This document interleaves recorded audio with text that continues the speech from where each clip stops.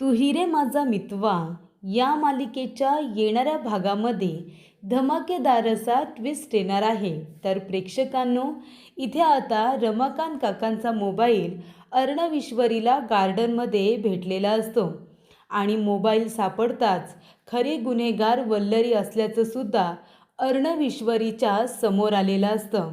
आणि त्याचबरोबर मंजुळाने दिलेली साक्ष आणि CCTV फुटेज रिकवर झाल्यानंतर इथे रमाकांत काकांना इंजेक्शन देणारा व्यक्ती हा उदयकांत असल्याचं सुद्धा अर्णव ईश्वरीच्या समोर पुराव्यानिशी आलेलं असतं. तर प्रेक्षकांनो, येणाऱ्या भागामध्ये कशा पद्धतीने या गोष्टी पुढे घडत जातात आपण सविस्तरपणे बघूया. तर इथे आता ईश्वरी आणि अर्णव हे दोघेजण जिंकल्यानंतर रमाकांत काकांचा थोड्या वेळातच जीव गेलेला असतो. त्यामुळे सेलिब्रेशन करायच्या आधीच दुःखाची बातमी घडलेली असते. वडिलांचं अचानक असे जाणं अर्णवच्या मनाला घोर लावून गेलेलं असतं. ते वडील 20 वर्षानंतर आयुष्यात परत आले. मनामध्ये राग असल्यामुळे त्यांच्याबरोबर नीट बोलणं झालं नाही.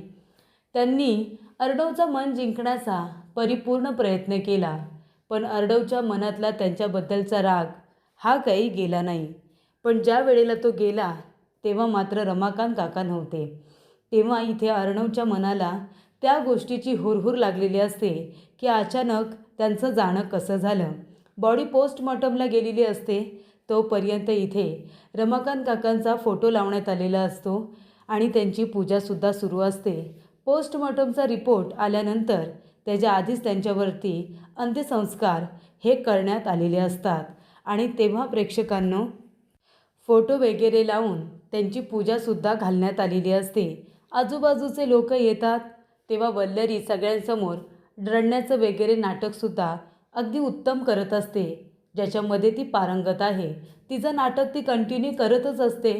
तेव्हा अर्णवच्या जीवाला खूपच मोठा धक्का बसलेला असतो की अचानक का गेले, कुणी मारलं असेल, जर मारलं असेल तर कुणी आणि का, असे अनेक प्रश्न मनात असताना इन्स्पेक्टर साहेब येतात. पोस्टमॉर्टमचा रिपोर्ट त्याच्या हातात देतात आणि म्हणतात की रमाकांत काकांचा म्हणजे रमाकांत राजे शिर्के यांना मारण्यात आले, त्यांचा मर्डर आहे. कारण जेव्हा पोस्टमॉर्टम रिपोर्ट करण्यात आला तेव्हा त्यांच्या ब्लडमध्ये काही विषारी इथे द्रव सापडले, जे त्यांना दिलेले असेल. त्यांच्या मानेवरती एक असं निशाण सापडलं जे त्यांना इंजेक्शनमधून विषारी द्रव पदार्थ देण्यात आलेत हे समजलेलं आहे. तेव्हा त्यांचा हा मर्डर आहे हे मात्र नक्की.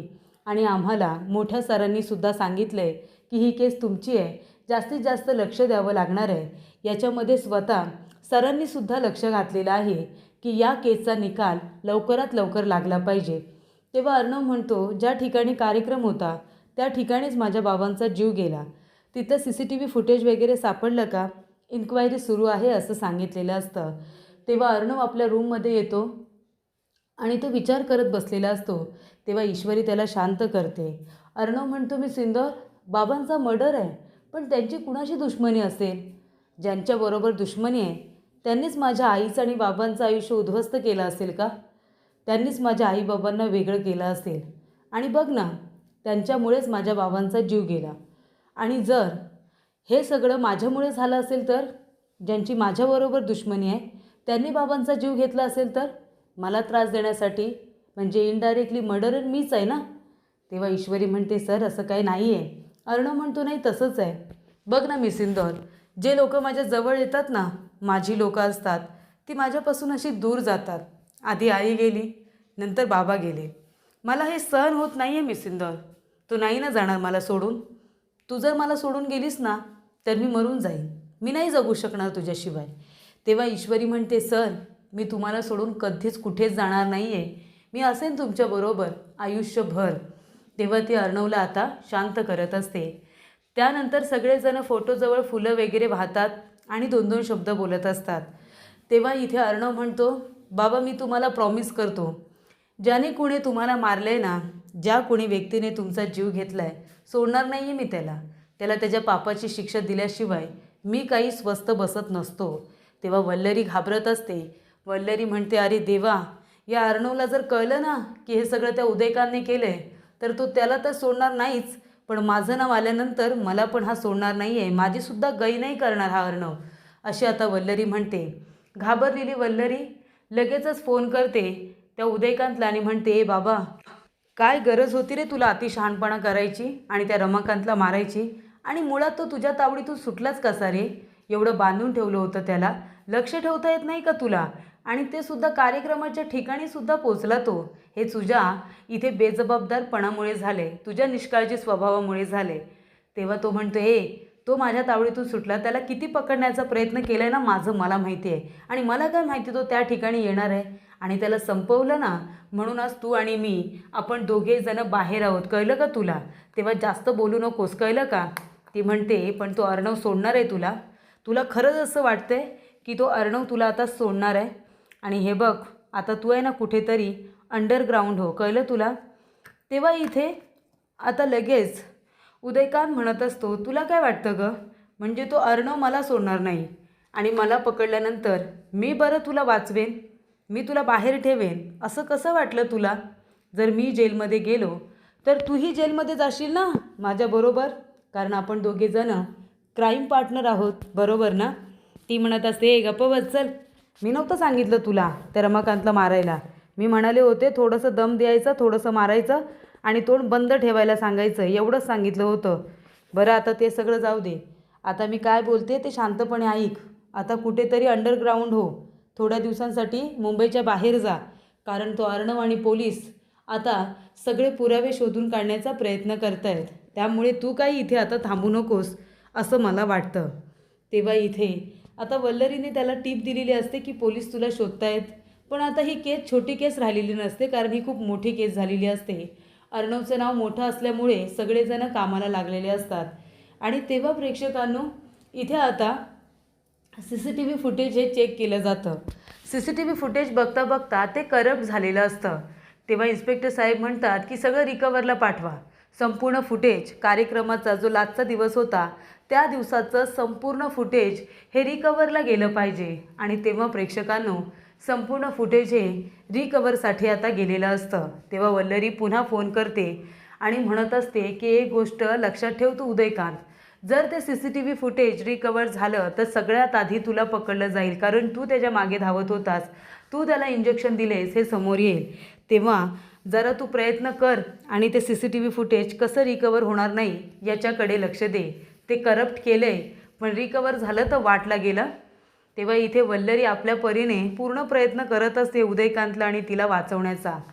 त्यानंतर इथे जे आता व्हिडिओज वगैरे रमाकांत काकांनी आपल्या मोबाईलमध्ये काढलेले असतात, म्हणजे वल्लरीचा आणि उदयकांतचा 20 वर्षांपूर्वीच्या गुपिताचा जो बोलतानाचा व्हिडिओ असतो, तिने रूममधून चोरलेले असतात ते दागिने आणि पैसे तिने उदयकांतला नेऊन दिलेले असतात. या सगळ्याचा व्हिडिओ रमाकांत काकांनी आपल्या मोबाईलमध्ये रेकॉर्ड केलेला असतो. आणि मग तो व्हिडिओ आहे ना, तो कुणाच्याही हाती लागू नये म्हणून आता वल्लरी त्यांच्या रूममध्ये जाते आणि त्यांचा मोबाईल शोधण्याचा प्रयत्न करते. बिचाऱ्या रमाकांत काकांनी मोबाईल हा पूर्णपणे लपवून ठेवलेला असतो आणि त्यामुळे तो मोबाईल कुणाच्याही हाती लागू नये म्हणून आता वल्लरी काय करते, तिच्या मोबाईलमधून सिम कार्ड काढते आणि तो मोबाईल आहे ना, तो जाऊन आता गार्डनमध्ये लपवून ठेवते. तेव्हा प्रेक्षकांनो तो मोबाईल आता गार्डनमध्ये लपवून ठेवलेला असतो. त्यांचं मोबाईल लोकेशन ट्रेस केलेलं असतं. तेव्हा ते लोकेशन घरातलंच दाखवत असतं, कारण तिच्याच मोबाईलमध्ये असतो ना रमाकांत काकांचं कार्ड, त्यामुळे ते लोकेशन तिथलंच दाखवतं. पण मात्र ती मोबाईल नंतरला स्विच ऑफ करते आणि तो मोबाईल त्यांच्याच घराच्या गार्डनमध्ये जाऊन आता गाडून ठेवते. आणि तेव्हा तिची बांगडी सुद्धा फुटते, म्हणजे ती घाईघाईने खड्डा करून आता त्याच्यामध्ये मोबाईल टाकत असताना तिची बांगडीसुद्धा फुटते आणि तिला लागते पण. तेव्हा ईश्वरी म्हणते, मामी अहो तुमच्या हाताला काय झाले? ती म्हणते, हाताला अगं बांगडी फुटली ना, मला वाटते काटा लागला असेल, बांगडी फुटली म्हणून मला इथे आता रक्त आलेलं आहे. तेव्हा ती म्हणते, हो का, बरं बरं ठीक आहे. आणि त्यानंतर प्रेक्षकांनो इथे आता वल्लरीची बांगडी आणि तो मोबाईल दोन्हीसुद्धा एकाच खड्ड्यामध्ये आता गेलेले असतात. त्यानंतर ती माती वगैरे सारखी करून घरात गेलेली असते. तेव्हा ईश्वरीने तिला पकडलेलं असतं, पण ती खोटं नाटक कारण देऊन तिथून निसटून जाते. आणि तेवढ्यातच इथे आता अंत्यसंस्कार केलेले असतात ना रमाकांत काकांवरती, तेव्हा त्यांची हस्ती आणलेली असते. तेव्हा इथे ईश्वरीने सांगितलेलं असतं की अर्णव सर, बाबा म्हणाले होते की जेव्हा कधी माझा जीव जाईल ना, तेव्हा माझी हस्ती आहे ना, ती कुठे पाण्यामध्ये वगैरे सोडायला जाऊ नका. माझी हस्ती तुम्ही ह्या गार्डनमध्येच ठेवा आणि मला माझ्या घरापासून दूर नका करू. इतके वर्ष मी तुमच्यापासून दूर राहिलो आहे, जंगलात रानावनात राहिलो आहे.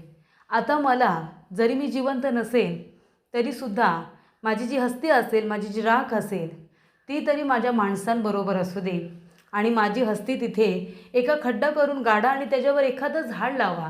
मला सदैव तुम्हाला सावली द्यायची आहे, सदैव तुम्हाला मला ऑक्सिजन द्यायचं आहे झाडामधून, असं इथे आता रमाकांत काका म्हणलेले असतात. तेव्हा ईश्वरी ते अर्णवला सांगते. अर्णव म्हणतो ठीक आहे, बाबांची जशी शेवटची इच्छा आहे तसं आपण आता हस्ती त्यांची गार्डनमध्ये टाकूया, गाडूया तिथेच आणि त्याच्यावरती एक छान असं आपण झाड लावूया. तेव्हा इथे आता झाडसुद्धा आणलेलं असतं, खूप सुंदर असं झाड आणलेलं असतं आणि ते त्याच्यावरती आता लावण्यात येत असतं. तेव्हा हस्ती काढण्यासाठी आधी खड्डा करण्यासाठी तो आता पिकअप वगैरे घेऊन खड्डा करायला जाणार. तेवढ्यातच तिथे मोबाईल सापडतो. मोबाईल सापडल्यानंतर अर्णव म्हणतो मोबाईल इथे. ईश्वरी म्हणते सर, हा तर बाबांचा फोन आहे. बाबांचा फोन? अर्णव अजूनच टेन्शनमध्ये येतो. अजून खड्डा करायला जातो तर बांगडी सापडते. तेव्हा ईश्वरी म्हणते ही तर मामीची बांगडी आहे. मामींनाच मी इथे बघितलं होतं, त्यांच्या हातातून रक्तसुद्धा येत होतं. बाबांचा मोबाईल, मामींची बांगडी, नक्की काय कनेक्शन आहे? आणि तेव्हा प्रेक्षकांनो ईश्वरीला संशय आलेला असतो की या सगळ्यामध्ये मामीचाच हात आहे. ईश्वरी मोबाईल साफ करते, मोबाईल सुरू करते, त्याला चार्जिंग वगैरे करते आणि मग ती ओपन करते.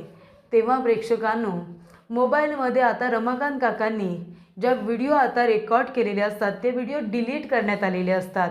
पण त्या व्हिडिओ जरी डिलीट केल्या असल्या तरी त्या व्हिडिओ बॅकअपलासुद्धा राहिलेले असतात. अर्णव त्याच्यातून त्या शोधून काढतो आणि बॅकअप चेक केल्यानंतर इथे आता उदयकांत आणि वल्लरी यांचं 20 वर्षांपूर्वी केलेल्या गुन्ह्याबद्दलचं बोलणं, की कसं त्या रमाकांतला, सात्विकाला आपण उद्ध्वस्त केलं, त्या सुप्रियाला फसवलं, वल्लरी मी कशी तुझी साथ दिली, त्या बदल्यात तू मला कसे पैसे दिलेस, हे सगळं बोलणं रेकॉर्ड झालेलं असतं. नंतर दिलेले इथे आता वल्लरीने 50 लाख रुपये, इथे 30,000 रुपये कॅश आणि 20 लाख रुपये तिने दिलेली असते, ती म्हणजे दागिने. 20 लाख रुपये तिने दागिने दिलेले असतात आणि त्याचबरोबर 30 लाख रुपये तिने कॅश दिलेली असते. असे 50 लाख रुपये तिने उदयकांतला दिलेले असतात. त्याचा व्हिडिओसुद्धा रमाकांत काकांनी आपल्या मोबाईलमध्ये शूट केलेला असतो. आणि अजून एक व्हिडिओ सापडतो जेव्हा इथे वल्लरी आजीच्या लॉकरमधून हवे तेवढे पैसे काढते, खरे दागिने काढते आणि त्याच्यामध्ये खोटे दागिने ठेवते. तो व्हिडिओसुद्धा मोबाईलमध्ये सापडतो. तेव्हा प्रेक्षकांनो अर्णव ईश्वरीच्या समोर आता वल्लरी आणि इथे उदयकांत हे खरे 2 गुन्हेगार खूप महत्त्वाचे आहेत हे समोर आलेले असतात. तेव्हा ईश्वरी म्हणते की आता पुरावे तर आपल्यासमोर आहे सर, सगळं कारस्थान मामी आणि उदयकांतचं आहे, पण मग बाबांना मारलं कुणी असेल? अर्णव म्हणतो कुणीही मारलं असेल, पण गुन्हेगार तर दोघेही आहेत ना. कारण का 20 वर्षांपूर्वी माझ्या आईचासुद्धा या लोकांनी खूनच केला आहे. तुझ्या आईचासुद्धा खूनच केला, तिच्या भावनांचा, तिच्या रिस्पेक्टचा. आणि माझ्या वडिलांनीच तर विनाकारण चूक नसताना वनवास भोगला. 20 वर्ष त्यांनी स्वतःला त्रास दिला निस्सिंदोर, 20 वर्ष. आणि त्यामुळे इथे परत अर्णवचं मन अगदी भरून आलेलं असतं. त्याला वाईट वाटत असतं की एखाद्या माणसाची काहीही चूक नसताना 20 वर्ष मनामध्ये न केलेल्या चुकीची, अपराधाची भावना घेऊन जगणं हे सोपं नसतं. आणि त्यामुळे रमाकांत काकांनी स्वतःला अगदी टॉर्चर केलेलं असतं.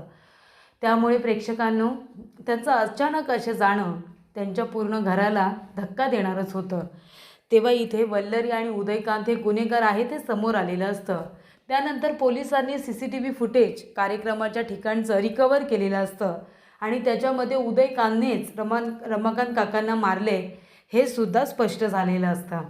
त्यामुळे इथे आता उदयकांतने मारलेलं आहे आणि तिथे मंजुळासुद्धा त्यांना दिसते. तेव्हा मंजुळाला बोलावलेलं असतं आणि तिला विचारलेलं असतं की हे सगळं तू बघितलंस का? ती म्हणते हो मी बघितलं आणि याच माणसाने त्यांच्या मानेमध्ये इंजेक्शन दिलं आणि त्या माणसाने त्यांना मारण्याचा प्रयत्न केला. हे सगळं मंजुळा आता साक्षीसुद्धा देते. ती उदयकांतला ओळखते. त्यामुळे वल्लरी आणि उदयकांत हे गुन्हेगार आहेत. अर्णव ईश्वरी पोलिसांना सांगतात, रमाकांतचा मोबाईल जमा करतात, त्याच्यामध्ये असलेले व्हिडिओज दाखवतात आणि अशा रीतीने पोलिसांकडे जाऊन वल्लरीच्या आणि उदयकांतच्या विरोधात गुन्हा दाखल करतात. आणि इथे आता पोलिसांनी शोध घेऊन वल्लरीला तर हातात घेतलेलेच असते, तिला जेलमध्ये पाठवलेलंच असतं. पण इथे आता उदयकांतचा सुद्धा पत्ता वल्लरीने दिलेला असतो आणि त्यामुळे उदयकांतला सुद्धा ताब्यात घेऊन त्याला सुद्धा जेलमध्ये टाकलेलं असतं. उशिरा का होईना पण नियतीने उदयकांत आणि वल्लरी या दोघांना त्यांच्या गुन्ह्याची शिक्षा ही दिलेली असते. पापाचं पारडं इतकं जास्त झालेलं असतं की त्या दोघांना सुद्धा जेलमध्ये जावंच लागतं.